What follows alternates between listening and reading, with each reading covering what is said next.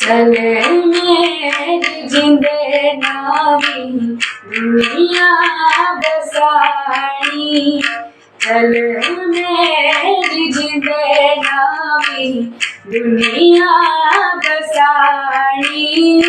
डूबी गए करबार, डूबी गए करबार, आई गया पानी। चल मेरी जिंद नावी दुनिया बसानी, चल मेरी जिंद नावी दुनिया बसानी। चल मेरी जिंद नई दुनिया बसानी, डूबी गए घर बार, आई गया पानी। ये केवल एक गीत की पंक्तियां ही नहीं, बल्कि उन हज़ारों लोगों का दर्द है जो बिलासपुर के जलमग्न होने के बाद विस्थापित हुए थे। जल समाधि के उस दर्द भरे पल को याद करते हुए बुज़ुर्ग आज भी इन्हीं पंक्तियों को गाते हैं और रो देते हैं। आज हम आपको संस्कृति बिलासपुर की के दूसरे एपिसोड में बिलासपुर की उस दर्द भरी कहानी के बारे में बताएंगे, जिसको सुनने के बाद शायद आपकी भी आंखें नम हों। देश के विकास और रोशन करने की खातिर अपना सब कुछ बलिदान कर देने वाले भाखड़ा विस्थापित बुजुर्ग आज भी जल समाधि लेते हुए उस पुराने ऐतिहासिक शहर के उन पलों को नहीं भुला पाए हैं। और इस बात को हुए यूँ तो 61 साल हो गए हैं। वहीं बता दें कि पुराने ऐतिहासिक बिलासपुर शहर ने 9 अगस्त 1961 को जल समाधि ली थी। फिर इसी के बाद झील किनारे नए शहर का निर्माण किया गया था। लेकिन लंबा समय बीतने के बाद आज भी भाखड़ा विस्थापित जब अपने झील में समाये उन उजड़े हुए आशियानों को याद करते हैं तो मानो उस पीड़ादायक मंजर को याद कर उनकी रूह कांप उठती है। जलमग्न होने से बिलासपुर और बिलासपुर वासियों को खासा नुकसान पहुंचा था। 354 गांव, 12,000 परिवार और 52,000 लोग उजड़ गए थे। तो आप भी समझ रहे होंगे कि उन लोगों के लिए वो पल किस तरह का रहा होगा। वैसे अगर सोचा जाए तो किस तरह के होते होंगे वो दिन। अगर आज भी वही पुराना शहर होता तो यहाँ का नज़ारा कुछ और ही होता। वे गलियाँ, वे चौबारे जहाँ सांझ के समय दोस्त इकट्ठा होकर दिन भर की बातें साझा करते।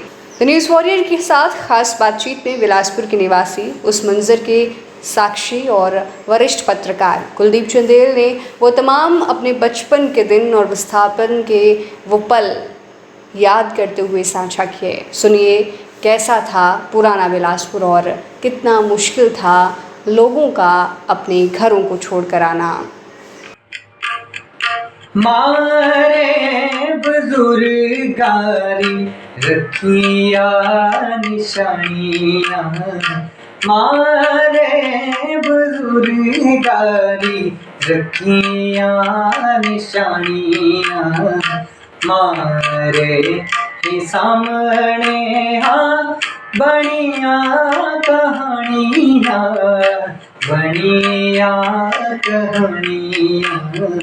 बड़ो स्वाड़ो मुक्के सुकेया फुआरा पानी, बड़ो स्वाड़ो मुक्के सुकेया फुआरा पानी। भाखड़े रडैम आई जा, भाखड़े रडैम आई जा, आई गया पानी। पहले तो आपका बहुत बहुत स्वागत द न्यूज़ वॉरियर पर। और आपसे सबसे पहले ये जानना चाहूँगी कुलदीप जी कि पुराना हमारा कहलूर कैसा हुआ करता था, क्योंकि आज लोगों को पता नहीं है, आज की पीढ़ी को इसके बारे में पता नहीं है और जानना बहुत ज़रूरी है। तो आपसे मैं जानना चाहूँगी किस तरह का हुआ करता था पुराना कहलूर। मैं आपको अपनी एक कविता से शुरू करता हूँ जो लगभग मैंने 40 साल पहले लिखी थी। मंदिरों, शिवालयों, कुओं व स्नानागारों का बड़ा अद्भुत था वह एक शहर पुराना सा। मंदिरों, शिवालयों, कुओं व स्नानागारों का बड़ा अद्भुत था वह एक शहर पुराना सा। बच्चे थे खेला करते, गोहर पोखर गलियों गलियों। बच्चे थे खेला करते गोहर पोखर गलियों गलियों। खाकी सा था बीच बाजार, हनुमान बड़की थी घन छाया। थके हारों को करती थी साया। एक नदिया भागती शोर मचाती पीछे छोड़ जाती मछुआरों के जालों को। एक नदिया भागती शोर मचाती पीछे छोड़ जाती मछुआरों के जालों को। अचानक किस्मत ने पलटा खाया, खंड खंड हुआ वह एक शहर पुराना सा। धरा व्यास जी की जलमग्न हुई सतलुज के पानी से। सतलुज बनी गोविंद सागर। आह कैसा हुआ यह परिवर्तन।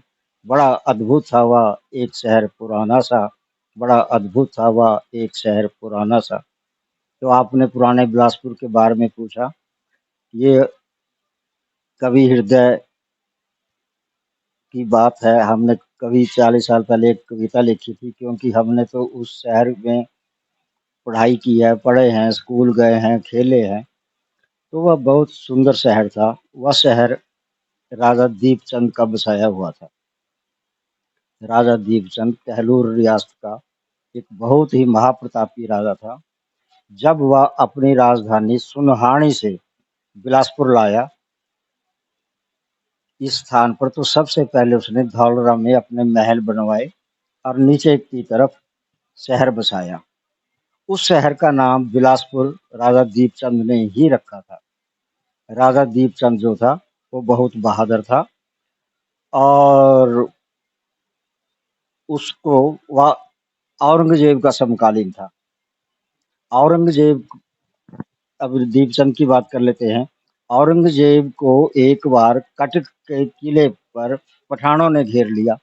पठानों ने उसे तंग कर रखा था, तो उसे कोई रास्ता नहीं सूझ रहा था। उसे किसी ने बताया कि कहलूर रियासत का जो राजा दीपचंद है उसकी उसकी मदद ली जाए। तो औरंगजेब ने विशेष रूप से एक अपना संदेश वाहक बिलासपुर भेजा, और यहाँ उसने दीपचंद से प्रार्थना की। और दीपचंद अपने एक तोपची जिसका नाम रतनु था, उसके साथ अपने कुछ सैनिकों को लेकर गया। लाहौर से उसने मुगलों की सेना ली और कटक पर चढ़ाई कर दी, और कटक का किला उसने जीत लिया।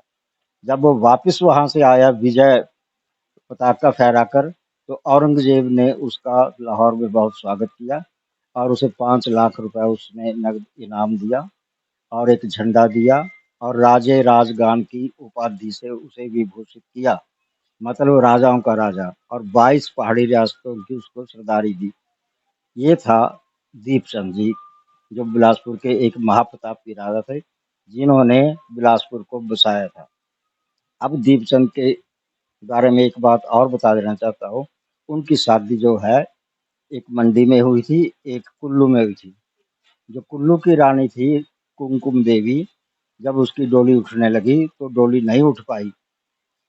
तो वहाँ के राजा ने पूछा अपने पंडित से, गुरु से, कि क्या बात है। तो उसने कहा कि महाराज देवता नाराज है। देवता क्यों नाराज है? तो वो कहता है कि मैं राजकुमारी के साथ बिलासपुर कहलूर जाना चाहता हूँ।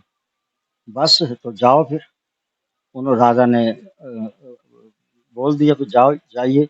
और वो जो डोली थी जो उठने रही थी वो फूलों की तरह हल्की हो गई। तब बाबा नाहर सिंह कुल्लू से बिलासपुर आए और इनकी यहाँ पर चरणोपाध्याय स्थापित की गई। ये तो होगी एक बात थोड़ी सी ऐतिहासिक दृष्टि से। अब रही पुराने बिलासपुर की बात। पुराना बिलासपुर एक बहुत सुंदर शहर था।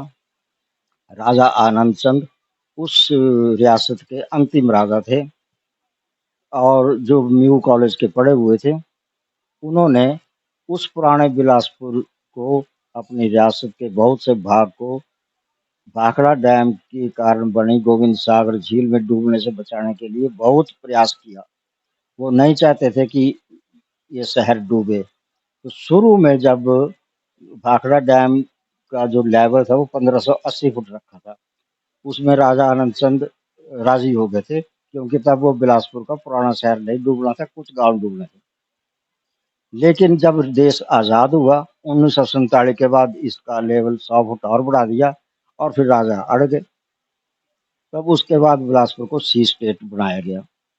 एक ये तो एक बात होगी। अब पुराने शहर की जो परंपराएं थी, बहुत अच्छी परंपराएं थी। वहाँ पर हर तीज त्योहार बहुत ही हर्ष व उल्लास के साथ मनाए जाते थे। चाहे कोई भी तीज त्योहार है, वहाँ पर सतलुज में के पास एक खड्ड मिलती थी, जिसको चमोली कहते थे, चंपावती का संगम। वो बहुत पवित्र स्थान था। वह उसको बिलासपुर के लोग ऐसे मानते थे जैसे हरिद्वार है। वहाँ पर महिलाएं सुबह सुबह भजन गाती हुई बिल्कुल मुंह अंधेरे तड़के स्नान करने जाती थी और भजन गाती हुई आती थी। और जब भी कोई वो ग्रहण होता था, कोई पर्व त्योहार होता तो चंपावती के संगम पर स्नान करना शुभ माना जाता था। पुराने शहर में बिजली तो थी नहीं, स्ट्रीट लाइट उसमें भी थी, वो नगर नगर परिषद नहीं थी, स्मॉल टाउन कमेटी थी। तो जो स्ट्रीट लाइट थी वो मिट्टी के तेल से जलती थी, मिट्टी के तेल के लैंप थे। कर्मचारी जो होता था म्यूनिसिपल कमेटी का, वो दिन में आता, जितने भी लैंप लगे होते होते थे चौबाटों पर, चौराहों पर, उनको साफ करता, उनमें तेल डालता और फिर शाम को फिर आता वो, और शाम को सबको जलाता हुआ चला जाता था। ये वहाँ की स्ट्रीट लाइट की व्यवस्था थी। तो आपने तो बहुत ही अच्छे से ये इतिहास के बारे में बताया कि किस तरह से वो इतिहास था, किस तरह से वो बिलासपुर था। एक कविता के आप साथ आपने शुरुआत की। जब सुन रही थी कविता तो बहुत वो पिक्चराइज़ कर रही थी, वो पिक्चर्स दिमाग में आ रही थी कि किस तरह का हुआ करता होगा बिलासपुर। लेकिन जिस तरह से आपने वो एकदम से वो बात कही कि ऐसी एक मुसीबत आई बिलासपुर पे कि बिलासपुर एक जलमग्न हो गया, इस तरह की आपने बात भी कही। मैं यही जानना चाहूँगी क्योंकि आप भी उसके साक्षी रहे होंगे। उस वक़्त क्या वो मंज़र था और आप उस वक़्त कितनी एज के थे जिस टाइम आपने वो चीज़ें सारी देखी होंगी? उसमें लगभग मैं 11 साल का था, 11-12 साल का। जब वो पुराने शहर, लोग बहुत उदास थे। लोगों को विश्वास नहीं था कि ये दरिया रुक सकते थे, क्योंकि लोग कहते थे कि राजे दे बोल और दरिया दे मोड़ किनी रोके भई। ना दरिया रुक सकता है, ना राजे के बोल रुक सकते हैं।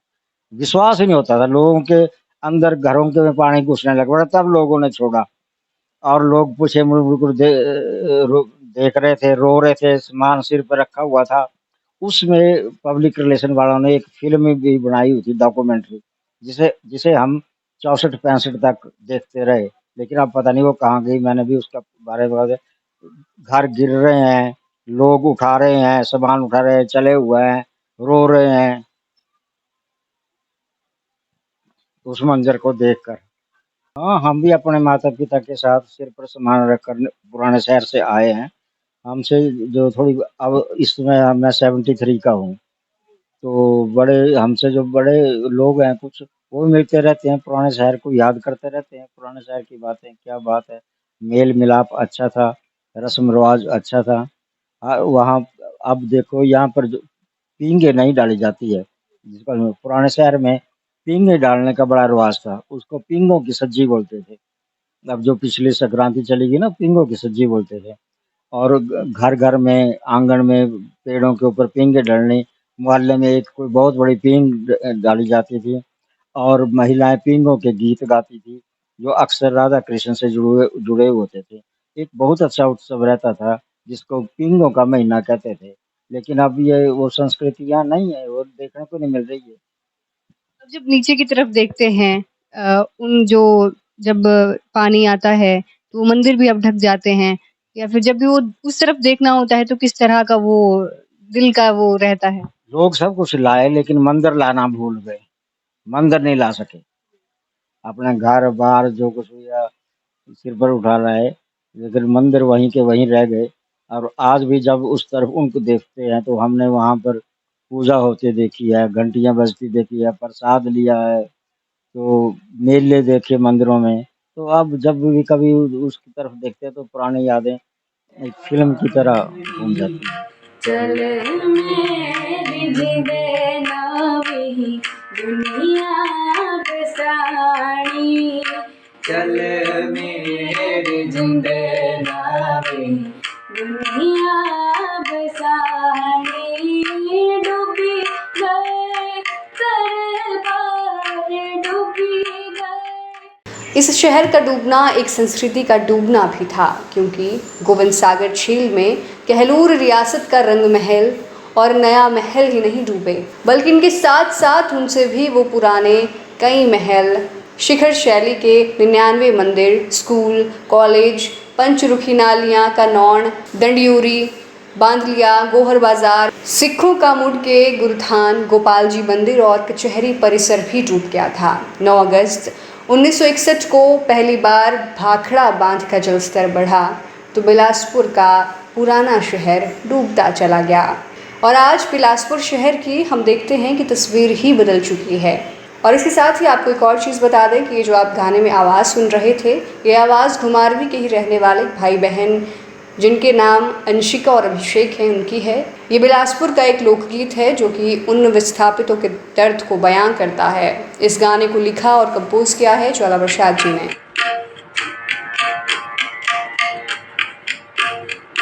चल मेरी जिंदे नावी दुनिया बसानी, चल मेरी जिंदे नावी दुनिया बसानी।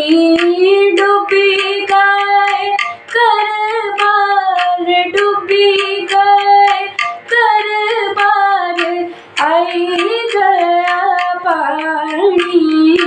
चल मेरी जिंदे नावी दुनिया बसानी, चल मेरी जिंदे नावी दुनिया बसानी।